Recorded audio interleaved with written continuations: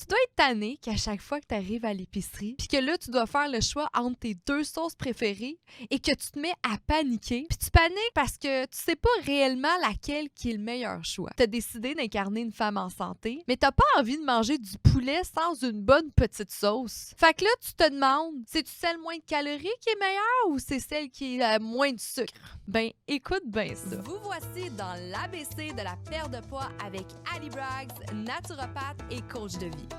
Ce podcast est destiné aux femmes trop occupées qui souhaitent perdre du poids avec des trucs simples reliés aux thématiques des 3C.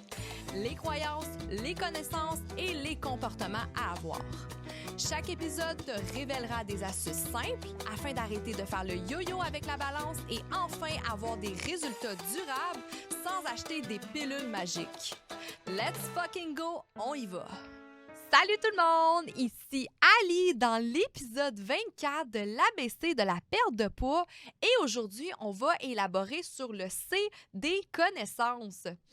L'objectif de ce podcast aujourd'hui, c'est que tu arrêtes de te faire influencer par le marketing d'une étiquette ou d'un brand, et des choses que tu achètes à l'épicerie et que tu fasses réellement des meilleurs choix. Fait que je veux vraiment qu'aujourd'hui, tu apprennes comment lire une étiquette, comment faire des bons choix afin que tu puisses réellement être en santé, incarner la femme en santé et aussi, bien sûr, perdre du poids. Puis là, je parle d'influence de marketing, là, d'étiquette, parce que des fois, je trouve ça tellement drôle. On va regarder des produits. Moi puis mon chum, là, on aime ça, prendre notre temps à l'épicerie, à regarder les nouvelles choses qui peuvent sortir des fois. Puis, je sais pas si tu as remarqué, là, mais on voit souvent des étiquettes qui c'est en bleu. Tu vas voir je sais pas, un biscuit, un morceau de fromage, une sorte de lait, une sorte de saucisse ou peu importe, une sorte de yogourt. Puis l'étiquette, elle va être écrite en bleu. C'est écrit en bleu, puis c'est quasiment en dessous, c'est écrit light. Puis là, tu te fais tellement influencer par ça, mais moi, je me fais plus influencer maintenant. Mais même mon chum, il est comme « Hey, check! Celle-là, elle a l'air meilleure. » Puis là, le premier coup d'œil que j'ai de ça, c'est que l'étiquette est en bleu, comme Paul, puis c'est écrit « light » en dessous. Fait que c'est fou comment une étiquette, comment un branding, un marketing d'un aliment qu'on peut acheter peut nous influencer. On peut croire que c'est plus santé à cause de ça. Quand je parle aussi de marketing, d'influence, ben là, tout de suite, qu'est-ce qui me vient à l'idée quand c'est écrit keto? Je suis sûre que toi, là, tu m'écoutes en ce moment puis t'es comme « Hey, moi, j'ai tombé dans le panneau. » T'achètes quelque chose qui est écrit keto dessus puis dans ta tête, c'est la meilleure découverte que t'as jamais eue. Ça goûte bon, c'est au chocolat, c'est écrit keto, ça veut dire que ça fait perdre du poids. Je tiens à dire que c'est la pire bullshit que tu peux croire, en fait. C'est pas parce que c'est écrit keto, c'est pas parce que c'est écrit diète, c'est écrit light que c'est le meilleur choix. Puis tu vas apprendre aujourd'hui à faire la différence entre des bons choix et des mauvais choix. Puis c'est pas parce qu'il y a quelque chose qui est moins calorique aussi, quelque chose qui ne fait pas grossir, que c'est le meilleur choix. Parce qu'il faut arrêter de croire qu'il y a des aliments qui font grossir, puis il y a des aliments qui ne font pas grossir. C'est pas comme ça que ça fonctionne dans le corps. C'est peut-être un sujet que je pourrais parler plus en profondeur dans d'autres épisodes, les calories. Mais tu vas voir qu'il faut que tu fasses des choix santé. C'est ça l'objectif derrière ça, c'est des choix santé. Fait que parfois, il y a des choses qui ont 0 calories, qui ont beaucoup moins de calories, mais là, tu regardes les ingrédients puis tu te rends compte que, mon Dieu, qu'est-ce que c'est qu'il y a là-dedans? Fait que c'est vraiment ça que je veux t'apprendre aujourd'hui. Tu vas avoir beaucoup de plaisir à ça. Tu vas comprendre et apprendre beaucoup de choses. Fait que comme je viens de te dire, la pire erreur que tu peux faire, premièrement, c'est de regarder genre le cover, le marketing. Ça te fait trop, ça t'influence trop, là. C'est pas parce que le designer il a été meilleur que le graphiste il a été meilleur qu'un autre que tu devrais choisir cet aliment-là. Hein? Faut faire attention. Puis l'autre erreur que tout le monde fait, c'est regarder les calories. Tu vas voir que c'est la dernière chose que je regarde, les calories, sur une étiquette, sur les ingrédients, sur les valeurs nutritives et tout, c'est vraiment les calories que je regarde en dernier. Donc, aujourd'hui, je vais t'apprendre comment faire, comment regarder l'étiquette puis que ça va te permettre de perdre du poids plus facilement et aussi à faire des meilleurs choix santé. Donc là, t'es avec tes petites sauces mises en situation dans l'épicerie, puis là, t'es comme merde, je sais pas quelle choisir. Il y en a une qui a comme pas de calories, l'autre qui a l'air d'avoir moins de gras. Je pense pas bon le gras, me semble, je me souviens plus. Donc, la première chose que je te dis de regarder sur ta sauce ou peu importe quel aliment que tu regardes à l'épicerie, bien, ça serait de regarder les ingrédients. Les ingrédients, c'est la chose que tu dois regarder sur la chose que tu achètes. C'est très, très important. Donc, je veux t'apprendre qu'en fait, la liste d'ingrédients, qu'est-ce qu'il faut regarder? C'est que le premier ingrédient que tu as sur ton étiquette, ça veut dire que c'est l'ingrédient qu'il contient le plus dans ton aliment, dans ta chose que tu achètes, dans ton contenant. Fait que si le premier ingrédient, c'est eau, souvent, c'est bon signe. Si le premier ingrédient, c'est sucre, c'est mauvais signe, hein? On y va un petit peu avec la logique, là. Donc, je veux que tu comprennes premièrement que le premier ingrédient que tu as, c'est lui qui a le plus. Le dernier ingrédient sur la liste, c'est lui qui a le moins. C'est vraiment placé comme ça sur l'étiquette. Fait que si tu le savais pas, je t'apprends ça. Par la suite, quand tu regardes les ingrédients, puis il y a des mots que tu connais pas, puis des mots que tu n'es pas capable de dire. Hein? Ça t'as-tu déjà arrivé du dextrose ou il y a des choses du maltodextrine? Tu es comme, qu'est-ce que c'est ça? Quand il y a des mots comme ça là, que tu n'es pas capable de prononcer, que tu n'es pas capable d'écrire, tu n'es pas capable de dire, tu n'es pas capable de savoir c'est quoi, déjà là, c'est red flag. Tu dois te dire, OK, je pense pas que c'est peut-être pas le plus santé. Souvent, là, quand c'est des mots qu'on connaît pas, ben, c'est des choses synthétiques. Soit synthétiques ou soit artificielles. Hein? C'est une différence entre les deux. Artificiel, ça veut dire que ça n'existe pas puis ça a été inventé en laboratoire. Puis synthétique, c'est quelque chose qui a été créé en laboratoire, mais qui existe dans la nature. Donc ça, c'est la différence. Fait que le mot que tu n'es pas capable de dire, ça n'a pas été cueilli là, ça n'a pas été cueilli en arrière de chez toi, là, cet ingrédient-là. Là. Il vient d'un peu plus loin, il vient d'une place que tu connais pas. Là, hein? Donc ça, c'est important de le comprendre. Et aussi sur les ingrédients, qu'est-ce que tu dois voir, c'est que plus qu'il y a d'ingrédients et moins bon que c'est. C'est très important. Quand tu achètes quelque chose, là, t'es pas censé avoir 21 ingrédients, là. Ça, c'est un peu bizarre, là. Fait que c'est super important de regarder le moins d'ingrédients possible sur ton étiquette, hein? C'est pour ça qu'on dit souvent de faire ses plats soi-même, de pas d'acheter des plats préparés, là, hein? Parce que, mettons que t'as envie d'un gratin de patates, là, je dis n'importe quoi, je prends un exemple dans ma tête qui vient vite comme ça, là. Ton gratin de patates, là, que t'achètes au Costco dans la boîte, là, il va avoir 12 000 ingrédients. Mais si ton gratin de patates, tu le fais toi-même avec des patates, puis du fromage sans lactose, puis du sel, il n'y a pas d'autres vraiment ingrédients. Oui, OK, ton fromage, il doit avoir un peu d'ingrédients dedans, mais crois-moi que quand tu prépares tes repas, il y a beaucoup moins d'ingrédients dedans. Donc ça, c'est très important. La première chose à regarder, les ingrédients. On regarde le nombre d'ingrédients, on regarde le premier ingrédient, puis s'il y a des mots qu'on ne connaît pas, hein, c'est peut-être pas le meilleur choix. Par la suite, il faut regarder s'il y a des produits sucrés. Très important. J'aime ça le dire. Je sais pas, je vais faire des épisodes là-dessus. Vous voyez, là, à chaque fois que je te parle là, en podcast, j'ai d'autres idées qui me viennent. Là. Il va en avoir des milliers d'épisodes là, avec le podcast de l'ABC de la perte de poids. Donc, qu'est-ce qu'il faut comprendre? C'est que notre pire ennemi, c'est le sucre. C'est pas le gras, c'est pas les protéines, c'est pas les glucides encore moins, c'est le sucre. OK? Le sucre transformé surtout. Il y a du bon sucre, il y a du mauvais sucre. Hein? Je vais te faire un épisode là-dessus prochainement. Mais il faut que tu regardes en fait les produits sucrés. Donc, les produits sucrés que tu peux voir dans les ingrédients, les produits sucrés transformés, on parle du dextrose de maïs dans le jambon, par exemple. Il y a du sirop de glucose, de l'amidon transformé, du maltodextrine dans le bouillon de poulet. Il y a du fructose dans les biscuits. Du fécule de moniaque dans les pâtes. Puis on s'entend du fructose, là. Quand on parle de fructose dans les biscuits, là, c'est pas du fructose de tes fraises, là. C'est pas le même fructose. C'est un fructose synthétique créé en laboratoire. C'est pas ça qu'on le dit qui est synthétique. Si ce serait artificiel, c'est qu'il n'existerait pas, mais il y a du fructose qui existe dans les fruits. Et le fructose n'a pas le même impact sur la glycémie que les glucides. Hein? Je vais vous faire un épisode. Je vais te faire un épisode là-dessus, là, tu vas mieux comprendre. Fait que ça, c'est important de comprendre. tout ça. Je tiens à te dire qu'à la fin du podcast, je te laisse mon lien, en fait, de mon groupe Parlons Santé parce que tu vas voir, je te donne beaucoup de listes d'ingrédients en ce moment, là. Puis tu seras peut-être pas capable de les écrire ou t'en souvenir. Fait que t'en fais pas. Dans mon groupe Parlons Santé, mon groupe Facebook, en fait, j'ai créé une formation gratuite avec un document, avec tous les ingrédients que tu devrais regarder qui sont néfastes pour toi, toutes les choses à voir, tous les calculs aussi, parce qu'à la fin, on va parler un petit peu de chiffres, là, de ce qui est de sodium et autres. Fait que toutes ces informations-là, ne t'inquiète pas, ils sont dans le document que je donne dans mon groupe Facebook. Fait que si jamais ça t'intéresse, tu auras juste à adhérer au groupe à la fin. Mais là, continue à écouter, tu vas voir, c'est super intéressant. Donc là, on voit que les produits sucrés, synthétiques, bien sûr, il ne faut pas le regarder. Encore une fois, là, si tu achètes une patate à l'épicerie, là, il n'y a pas d'ingrédients là-dessus rajoutés, là. Tu n'auras pas du dextrose de maïs ou du sirop de glucose dans ta patate, là. La patate, c'est la patate. Fait que c'est pour ça qu'on dit que plus naturel tu l'achètes et mieux que c'est pour ta santé.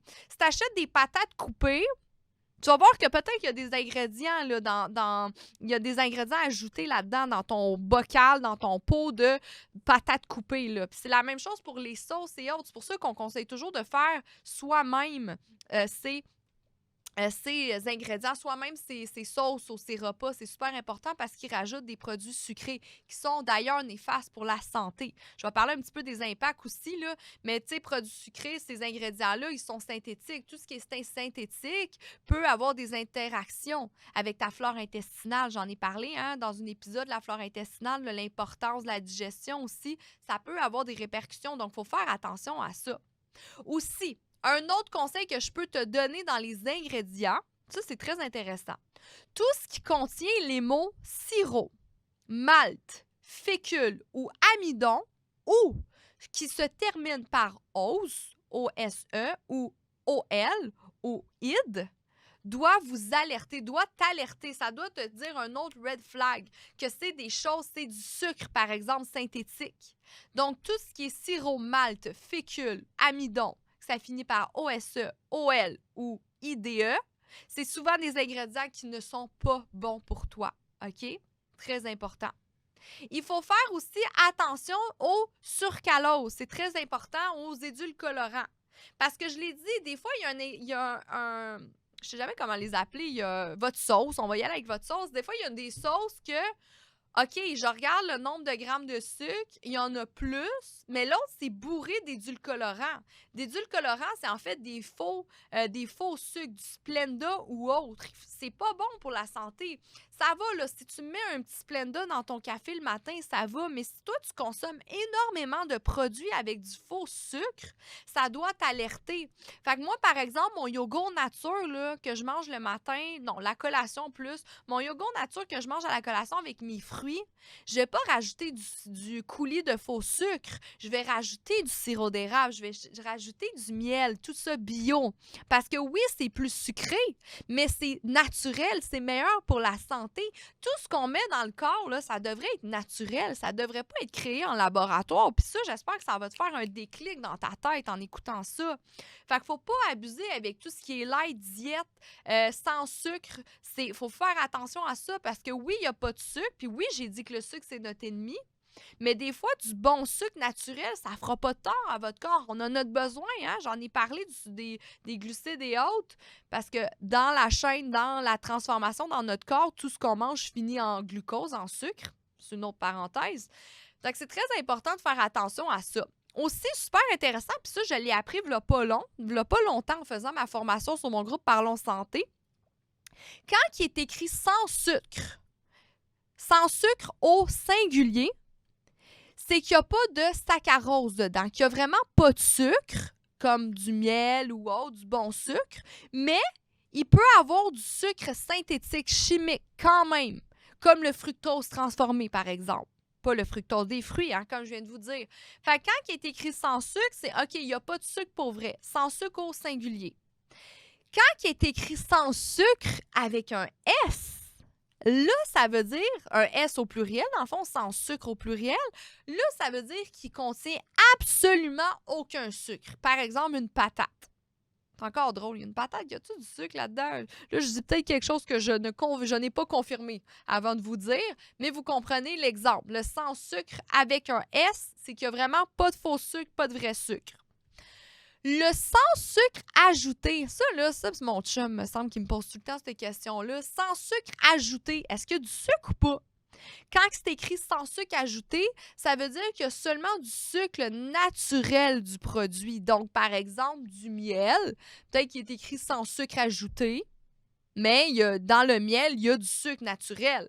Du sucre de betterave, du sucre de canne, ce sont des sucres naturels.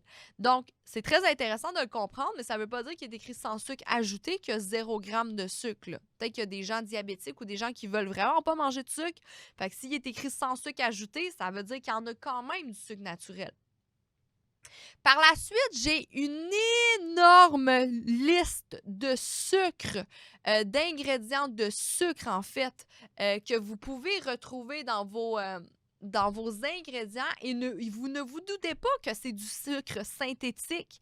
Donc là, je ne vais pas tout le nommer parce que je vous le dis, je vais vous casser les oreilles. Ce sont tous des ingrédients que je ne suis pas capable de dire.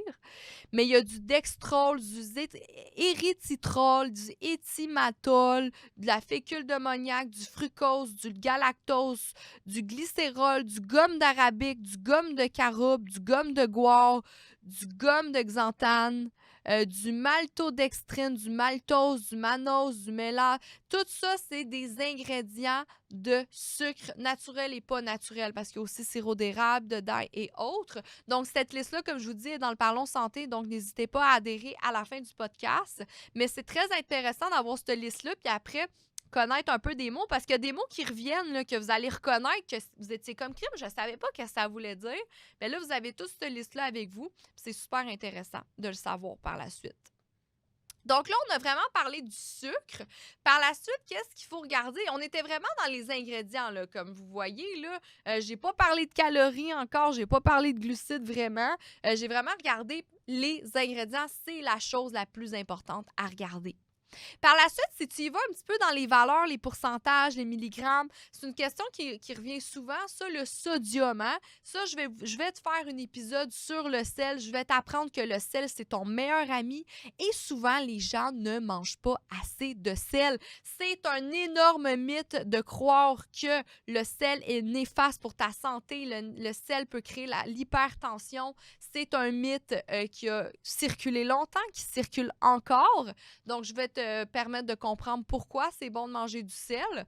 Puis sûrement que si tu as toujours des envies de manger, des envies de chips, c'est que tu ne consommes pas assez de sel. Donc ça, c'est à voir. On va en parler plus tard. Mais pour ce qui est du sodium, ils conseillaient de environ sodium, essayez de pas plus de 5%. Hein. Vous allez voir que tu vas voir, en fait, dans ta liste d'ingrédients, d'aliments, tu as les valeurs nutritives, en fait, puis tu as des pourcentages sodium. Donc, tu essaies de ne pas dépasser un 5% qui équivaut à 2300 mg par jour. Puis là, on parle de sodium. Je veux juste que tu comprennes ici que 1 g de sel, ça équivaut à 400 g de sodium, et 600 mg de chlore. Donc, je vais recommencer, 1 g de sel équivaut à 400 mg de sodium et 600 mg de chlore. Fait que du sel, c'est du sodium et du chlore ensemble, on s'entend.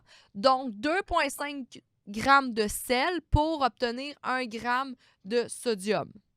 Très important à comprendre. Tout ça, c'est aussi dans le document, si jamais là, je suis allée un petit peu trop vite pour toi. Puis là, par la suite, bien sûr, là, tu peux aller voir le gramme de sucre qu'il y a dans ton aliment. Hein? Si tu as 60 grammes de sucre dans ton yogourt, il y a un problème. Non, peut-être pas 60 grammes, là, mais des fois, il y a des gens qui veulent s'acheter des petits yogourts. Là. Je sais pas si toi, tu es comme ça. Tu es comme, j'ai pas envie d'acheter des yogourts grecs nature. Je trouve que ça goûte pas bon. Fait qu'ils sont comme, je vais prendre juste le yogourt grec aux fraises. Mais là, c'est un petit yogourt grec aux fraises de 150 grammes à peine. Et dans ton 150 grammes, tu as 22 grammes de sucre. C'est incroyable, 22 grammes de sucre. J'ai des images de ça là, que je mets souvent sur mes réseaux sociaux. Là. J'aime ça comparer combien de grammes de sucre ça équivaut. Exemple, un pot de Nutella, un jus d'orange. C'est incroyable le gramme de sucre que tu peux avoir dans un yogourt à la fraise. Donc, qu'est-ce que je te conseille, là, c'est de prendre un yogourt grec, nature, rajoute-y des fraises dedans, puis mettons un petit peu de sirop d'érable et un petit peu de miel. Tu vas voir que ça va être vraiment meilleur au goût et meilleur pour la santé. Mais les gens sont paresseux puis ils veulent pas des fois faire le mélange, ils veulent que ça soit pratique, mais cette petite chose-là va faire une grosse différence dans ta vie. Les choix plus faciles vont t'apporter une vie difficile et tes choix difficiles vont t'apporter une vie facile. Je pense que je pourrais te le mettre dans tous les épisodes, celle-là. Tu comprends? Par la suite, oui, là, on peut regarder le gramme de glucides.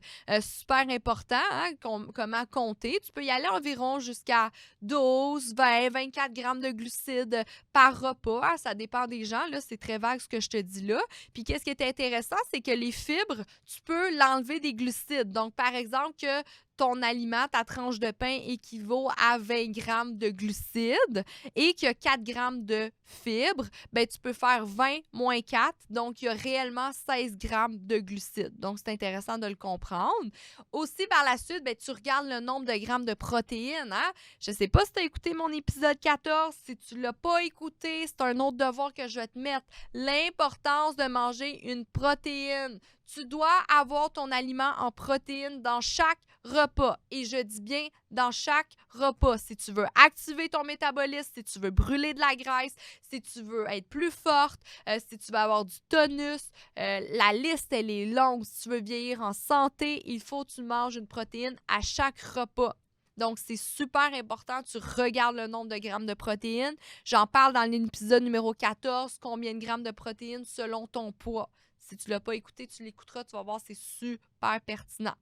Par la suite, oui, tu peux regarder les lipides. Les lipides sont les gras. Il y a des gras trans, des gras saturés. Et le gras est bon.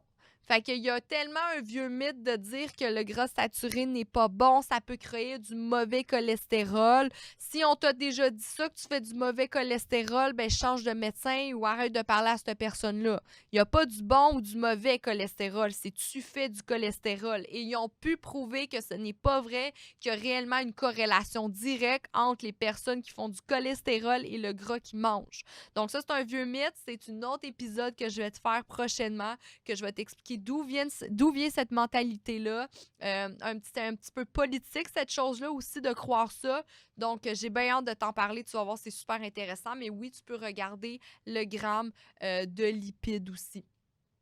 Par la suite, ben là, je fais un petit comeback, sur les ingrédients. Hein. Là, je t'ai parlé de tout ce qui est valeur nutritif, mais maintenant, dans les ingrédients, qu'est-ce que j'ai oublié de dire tantôt? C'est qu'il y a aussi les xénostrogènes, les perturbateurs d'hormones.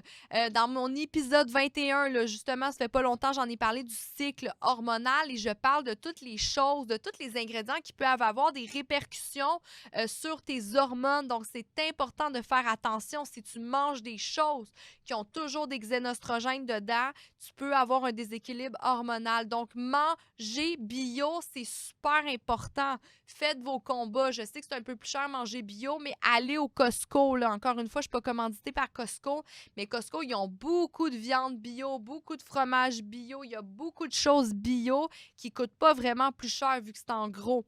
Donc, c'est super important. La liste de xénostrogènes, je l'ai déjà dit dans l'épisode 21, mais elle est aussi dans mon groupe Parlons Santé. Donc, un 2 pour 1 pour toi aujourd'hui. Là. Faire attention aussi. Les xénostrogènes, quand on parle d'ingrédients, ben, c'est beaucoup les édulcorants dans le fond. Les huiles minérales aussi, s'ils en contiennent dans tes aliments. Les trucs synthétiques, les sucres artificiels aussi sont tous des xénostrogènes, des perturbateurs endocriniens. Aussi, je reviens avec la liste d'ingrédients. Mais maintenant, je vais te parler un petit peu des aliments inflammatoires. Hein. En tant que naturopathe, c'est toujours pertinent de conseiller à une patiente d'éliminer les aliments inflammatoires au début. Et là, je te dis, peut-être qu'il y a quelqu'un, une nutritionniste qui m'écoute en ce moment, qui me dit, ben voyons donc, elle parle de ça, elle n'a pas rapport.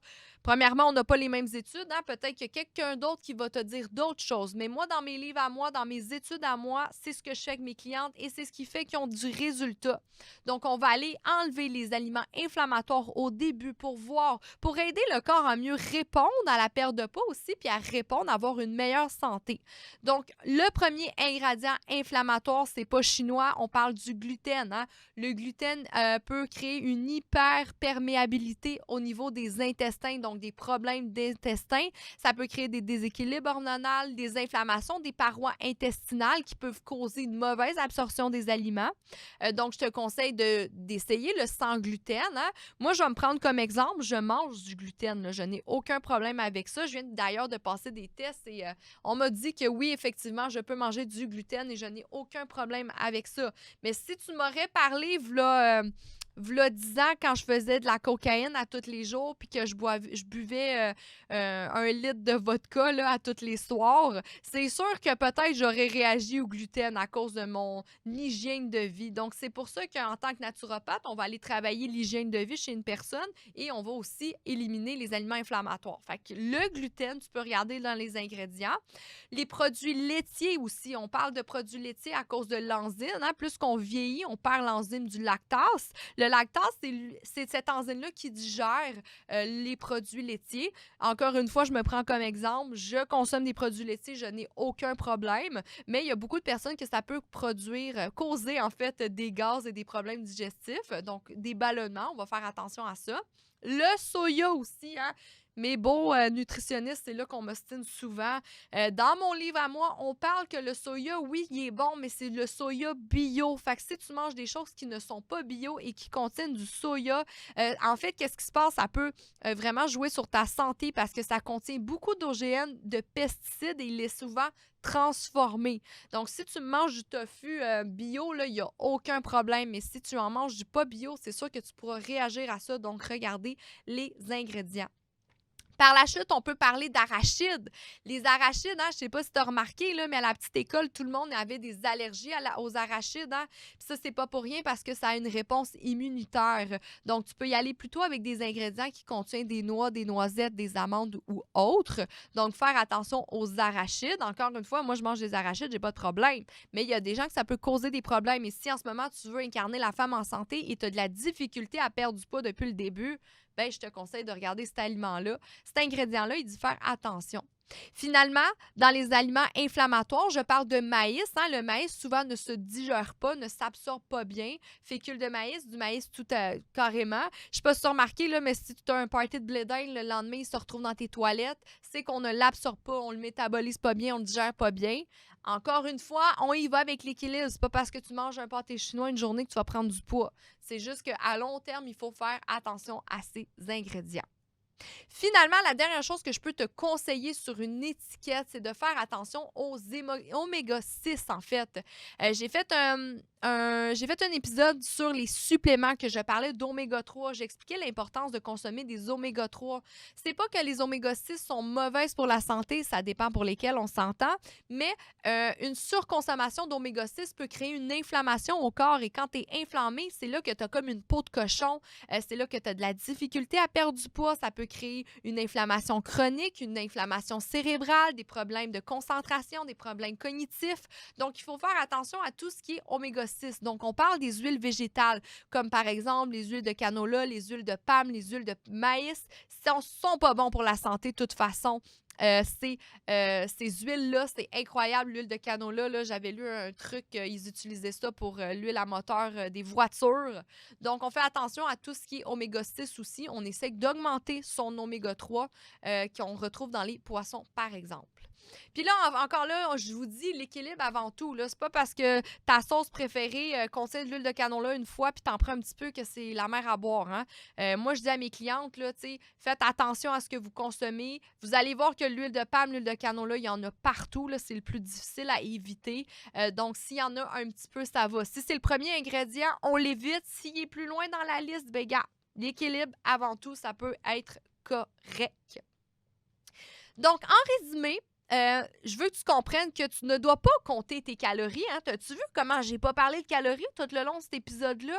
Je veux que tu comprennes que tu penses-tu que 1000 calories de gâteau au fromage, c'est la même chose que 1000 calories d'un steak? Non, parce que les deux, ils n'ont pas la même réaction biochimique dans le corps. Les deux ne réagiront pas de la même façon. Donc, tu dois arrêter de regarder les calories, de compter les calories. Puis c'est un épisode que je vais faire, pas la semaine prochaine parce que j'ai déjà un épisode en tête, mais qui va venir aussi. Tu vas voir, tu vas fort apprécier.